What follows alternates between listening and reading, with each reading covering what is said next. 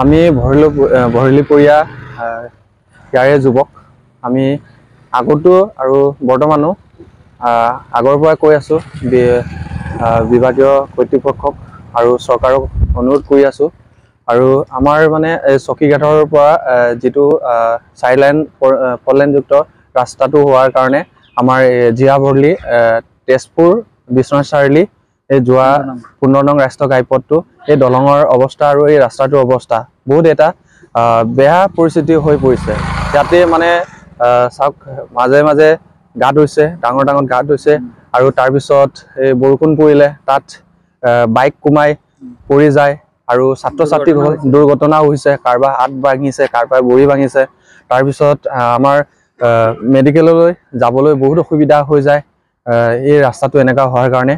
আৰু বিভাগীয় কৰ্তৃপক্ষক চৰকাৰক অনুৰোধ কৰিছোঁ যে যাতে অতি সোনকালে এই পথটো আৰু এই দলংটো মেৰামতি কৰি দিয়ে যেন।